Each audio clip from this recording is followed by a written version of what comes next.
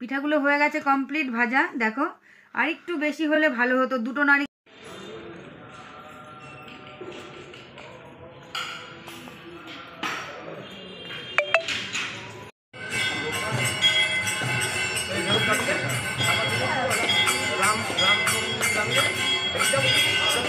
সকাল সকাল চলে এসেছি ছাদে, আর ছাদে এসে কাপড় মেলছি। মশারিটা কেচে দিয়েছিল গীতাদি গতকাল, সেটা নিচের ঘরে মেলা ছিল। জলটা ঝরে গেছে একদম, তো ওপরে নিয়ে এসে দিলাম। যদিও বা রোদ নেই, একদমই রোদ নেই, কিন্তু ভাবলাম ছাদে তো হাওয়া আছে, ঘরে তো আর হাওয়া লাগছে না, ছাদে দিলে শুকিয়ে যাবে, একটু ঠান্ডা ঠান্ডা ভাব থাকবে, ঘরে নিয়ে গিয়ে যখন রাখবো তখন ঠিক হয়ে যাবে ঘরের ওয়েদারে। তো ওই জন্য ছাদে নিয়ে চলে এলাম। আর মশারির সাথে কয়েকটা আরও জামা কাপড় ছিল, সেগুলোও নিয়ে চলে এলাম। সেগুলোও এখন একটু মেলে দেবো। তবে সত্যি কথা বলতে কি, কয়েকদিন ধরে একদমই রোদের দেখা নেই, তো ওই জন্য এখন সমস্ত কাপড়গুলো মেলে দিচ্ছি, মশারি সহ বাকি যেগুলো কাপড় ছিল সেগুলো মেলে দিয়ে আমি চলে যাব ওপরে একটু। তো ওপরে গিয়ে একটু ওপরের ছাদটা দেখে আসি। এটা নিচের ছাদে আছি, আর দেখো নিচের ছাদে আমার ফুলের গাছগুলো লাগানো আছে। তো সমস্ত কিছু আছে, কারি পাতা, তারপরে এই যে কাঠকরবী, গাঁদা, তারপরে এই যে নাইট কুইন, জবা, টগর, অনেক রকমের ফুল টুলগুলো সব লাগিয়ে রেখেছি। তবে শীতে একদমই ফুটছে না। শীতে ওই গাঁদা আর এইটা যেন কি কসমস না কসমো কি যেন বিট্টু এনে দিয়েছে গাছটা। তবে এই গাছটাতে কিন্তু বেশ ভালো একদম র্যান্ডাম ফুল দিচ্ছে, একটা নষ্ট হচ্ছে একটা হচ্ছে, একটা নষ্ট হচ্ছে একটা হচ্ছে। এটার কিন্তু ফুলের কোনো মানে নেই, ফুলটা বেশ ভালোই হচ্ছে। আর এই যে তুলসী বেদি, আর এই যে এইখানে দেখো জবা গাছের ডালগুলোকে চারা হতে দিয়েছি। জবা গাছের ডালগুলো চারা করার ইচ্ছে আছে, তো ওই জন্য চারা করছি আর কি। বেশ কয়েকটা চারা করে যদি গাছগুলো লাগিয়ে দেওয়া যায় না, তাহলে গরমকালে ফুলের আর অভাব হয় না। একটু সাদা টগর, একটু দোপাটি টগরটা, তারপরে কয়েক রকমের ভিন্ন রকমের জবাগুলো ফুটলেই ঘরের পুজোটা, নিত্যদিনের পুজোটা হয়ে যায়। তবে ফুল আর কিনতে হবে না, তাই না? গুড মর্নিং, সকলকে জানাই অনেক অনেক ভালোবাসা, অনেক অনেক স্বাগত। সুপর্ণা ভ্লগে নতুন একটা দিন, নতুন একটা ভিডিও, নতুন একটা সকাল। দেখো স্নান তো হয়ে গেছে সেই অনেকক্ষণ, প্রায় 7:30টার সময় স্নান হয়েছে। বাসি গাছে মানে সারার পর স্নান টান করে তারপরে তুতানের টিফিন করলাম, পরোটা করলাম আর মটরের ঘুগনি করলাম। মটরটা রাতে সেদ্ধ করে রেখেছিলাম, আলু মটর সব সেদ্ধ করে রেখেছিলাম, ঘুগনি করে পরোটা করে। আর হচ্ছে আজকে ডাল চালে একসাথে বসিয়ে দিয়েছিলাম, ডাল চাল আর ঘি দিয়ে মেখে, আর এক পাশে মটরের ঘুগনি দিয়ে দিয়েছিলাম, ও ভাত দিয়ে খেয়ে গেল। আর হচ্ছে পরোটা আর মটরের ঘুগনি টিফিন নিয়ে গেল, তো ওকে পাঠিয়ে দিয়েছি। তারপরে নিজেরা কফি খেলাম, বরের বন্ধু আসলো, ওনাকে কফি দিলাম, তারপরে হচ্ছে মাসিকে কফি দিলাম, সবাই মিলে কফি টফি খেয়ে তারপরে চলে এসেছিলাম ছাদে কাপড় মেলতে। তো কাপড় মেলে এসে ভাবলাম তোমাদের সাথে ভিডিওটা আজকে এখান থেকেই শুরু করি, কারণ আজকে তো ভিডিও শুরু করা হয়নি। আর হচ্ছে সকালবেলাটা অত তাড়াহুড়োর মধ্যে হয় না, কি করব কি করব না, মানে এইরকমভাবে হয়ে যায় আর কি। তো ওই জন্য তখন ভিডিও শুরু করতে গেলে কাজের দেরি হয়ে যায়। আর যদি অন ক্যামেরা মানে অফ ক্যামেরায় কাজ করি না, তাহলে একদম এক ধারসে কাজগুলো ঝটপট করে হয়ে যায়। কেননা তখন তো স্কুলের টাইম থাকে, 8:40-এ গাড়ি আসে। তাহলে ভাবো, বুঝতেই পারছো কী করে, তাহলে মানে যদি আমি ক্যামেরা করে তোমাদেরকে দেখাতে থাকি কি করছি না করছি, তাহলে অনেকটাই দেরি হয়ে যায়। ওই জন্য আমি আর ওই সময়টা ক্যামেরা করার মানে রিস্ক নিই না। তো ওই জন্য ও চলে যাওয়ার পরই প্রতিদিন ভিডিওটা শুরু করি। তো দেখো আজকে এখান থেকে ভিডিওটা শুরু করলাম, সাথে থেকেও দেখতে থেকো, অবশ্যই পাশে থেকো। আর নতুন যারা আমার বন্ধু, তারা অবশ্যই আমার ভিডিওগুলোকে লাইক কমেন্ট শেয়ার করবে। আর অবশ্যই নতুন বন্ধুরা সাবস্ক্রাইব করো, চলে যেও না, হ্যাঁ, ভিডিওগুলো দেখে চ্যানেলটাকে সাবস্ক্রাইব করো, এইটুকুই তোমাদের কাছে রিকোয়েস্ট। তো চলো ভিডিওটা আজকে এখান থেকেই শুরু করলাম, সাথে থেকো এবং দেখতে থাকো। টাটা।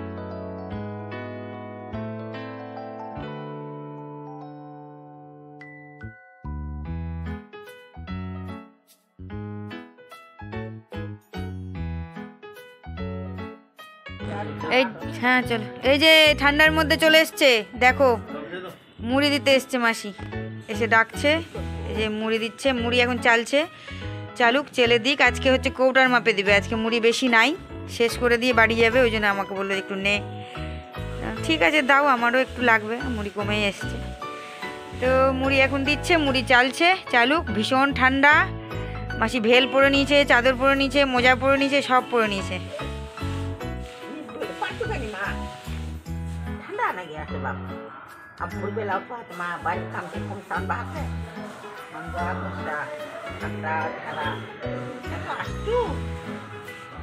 ঠিক ঠিক, তাও তো আসছি, হ্যাঁ ঠিক, তাহলে তুমি চালো, চেলে দাও, হ্যাঁ আমি প্রসাদ উঠাই।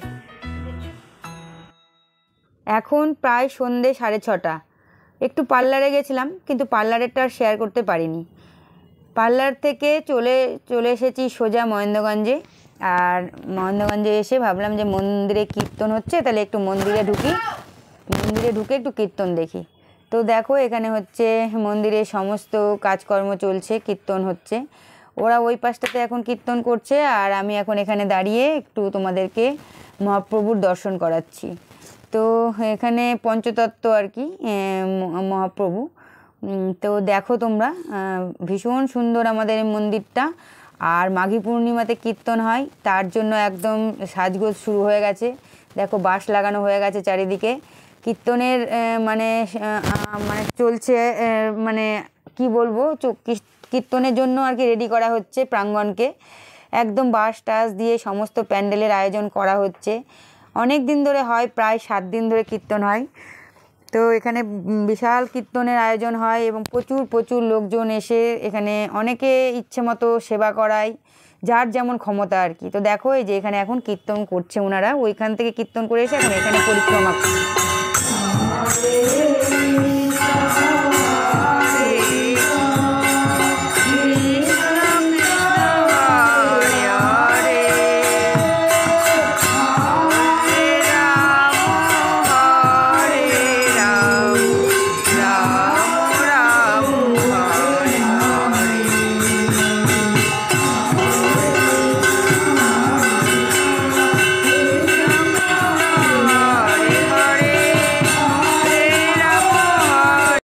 নাট মন্দির থেকে সোজা চলে গেলাম কাকিমুনিদের ঘরে, বড় কাকিমুনিদের ঘরে গেছিলাম, সেখানে গিয়ে বসে গল্প করে অনেকক্ষণ সময় কাটিয়ে তারপরে চলে এলাম দশকর্ম ভাণ্ডারে।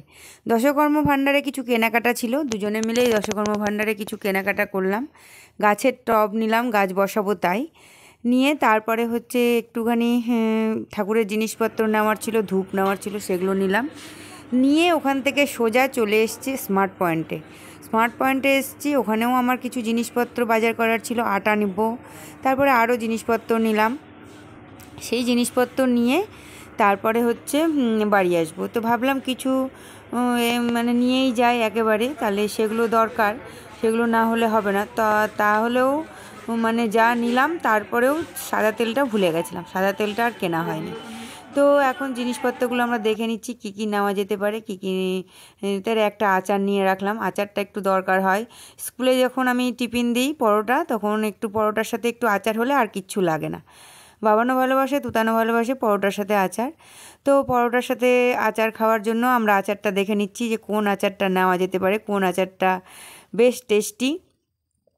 ওখান থেকে বাজার করে সোজা চলে এসেছি বাড়িতে এসে খাওয়া দাওয়া করে সমস্ত কাজকর্ম করে তারপরে এখন বসিয়ে দিয়েছি নারকেলের ক্ষীর করতে। নারকেলের ক্ষীর করে তক্তি করে সেগুলোকে গোকুল পিঠা ভাজবো। তো দেখো এখন হচ্ছে নারকেলের ক্ষীরটা করছি, দুধের মধ্যে নারকেলটাকে জাল দিচ্ছি, দিয়ে দিয়েছি একটু খেজুরের গুড়, আর সাথে দিয়ে দেবো একটু চিনি, না হলে তো আঠা ধরবে না। আর এদিকে আমি বসিয়ে দিয়েছি কড়াইয়ে দুধ ঘন করতে। আজকে না আমি রসে ডুবাবো না গোকুল পিঠাটা, আজকে আমি দুধের মধ্যে ডুবাবো। সকলকে দেখছি দুধে ডুবাচ্ছে, আমরা তো আগে রসেই ডুবাতাম, গোকুল পিঠা মানেই রসে ডোবানো, হালকা রসে, কিন্তু এবারে আমি দুধের মধ্যে ডোবাবো আর দেখবো খেয়ে যে কেমন লাগছে। কিন্তু আমি তো পরে ভয়েসটা দিচ্ছি, সত্যি ভীষণ সুন্দর হয়েছিল দুধে ভিজিয়ে, বেশ একদম টেস্টি হয়েছিল। তো এখন দুধটাকে ঘন করে নিচ্ছি ধীরে ধীরে। এর মধ্যে দিয়ে দিয়েছি হালকা করে খেজুরের গুড় আর অল্প করে চিনি। এর মধ্যেও তাই দিয়েছি, আর এটাতেও তাই দিয়েছি, হালকা করে খেজুরের গুড়, হালকা করে চিনি। খেজুরের গুড় শুধু দিলে আঠাটা খুব একটা ভালো ধরবে না, ওই জন্য একটু চিনি দিলে আঠা ভালো ধরবে এবং তক্তিটা খেতে বেশ টেস্টি হবে। তো দেখো আমি এখন ক্ষীরটাকে ধীরে ধীরে এখন ঘন করছি, দুধটাকেও ধীরে ধীরে ঘন করছি। একবার এটা নাড়ছি, একবার ওটা নাড়ছি, যেহেতু দুটো কড়াইয়ে দুটো বসিয়ে দিয়েছি আর হাত তো দুটোই, হাত তো আর চারটে না, তো ওই জন্য এটা বন্ধ করে ওটা নাড়ছি আর ওটা বন্ধ করে ওটা নাড়ছি, এই হয়েছে ব্যাপার। তো এখন কিন্তু রাত্রি অনেক, এখন রাত্রি প্রায় 11টা। তো এখন আমি শুরু করলাম, এটা জানি না আমি কটা বাজবে। এটা করে তারপরে বাসন টাসনগুলো সব ধুয়ে রেখে তারপরে শুতে যাব। তো শেষ হয়েছিল আমার প্রায় বেজে গেছিলো 1টা। এগুলো করে তৈরি করে ভেজে তারপরে দুধের মধ্যে ডুবিয়ে সেটাকে ঢাকা দিয়ে রেখে তারপরে হচ্ছে বাসন মেজে গ্যাস মুছে ঘর মুছে চুল বেঁধে শুতে শুতে আমার বেজে গেছিলো 1টা। তো দেখো তক্তিটা মোটামুটি হয়েই এসছে। তক্তিটা এখন আমি ভালো করে একদম শুকিয়ে নিচ্ছি। নারকেলের তক্তিটা করতে, ক্ষীরটা করতে একটু সময় লাগে, যেহেতু একটু আঠালো ভাব ধরাতে হবে এবং এটাকে বেশ মানে মানে করতে হবে, টাইট করতে হবে, মানে নরম থাকলে ভালো হবে না। দিয়ে দিলাম একটু এলাচ গুঁড়ো করে দুধটার মধ্যে, আর নারকেলটার মধ্যেও একটু এলাচ দিয়ে দিয়েছি, দুটোতেই এলাচ থেতো করে দিয়ে দিলাম। তো দেখো দুধটাও মোটামুটি ঘন হয়ে এসছে, একদম ঘন করব না, একটু পাতলা পাতলাই রাখবো, কিন্তু অনেকক্ষণ হয়ে গেল জাল দেওয়া, এবারে মোটামুটি হয়েই এসছে দুধটা আর গ্যাসটাও এবারে অফ করে দেবো। আর এবারে চলো এগুলো তক্তি করব, তক্তি করে তারপরে ভাজতে হবে। তো ক্ষীরটাও আমার মোটামুটি হয়েই এসছে, দেখো কালারটাই চেঞ্জ হয়ে গেল যতটা শুকালো ধীরে ধীরে। আর দেখো এই যে আমি তক্তিগুলো করে এখন ভেজেও নিয়েছি। তো এখন এটাকে ধীরে ধীরে মানে ভাজছি আর কি, সারা রাত্রি থাকবে, সকালবেলা একদম ফুলে আর এখন আমি এগুলোকে দুধে ডুবাচ্ছি। তো এই তো একটা একটা করে, দুধটাও একদম গরম নেই, দুধটা ঠান্ডা করে নিয়েছি, কেননা গরম দুধে না ঘ্যাদঘ্যাদা হয়ে যাবে কেমন যেন, যেহেতু এটা কোট করে ময়দার মধ্যে কোট করে ভাজা। তো বেশ ভাজাটা খেতেও দারুণ লাগছিল, আমরা একটা করে ভাজা খেয়েছিলাম। তো চলো আমার আজকের ব্লগটা এখানেই শেষ করছি।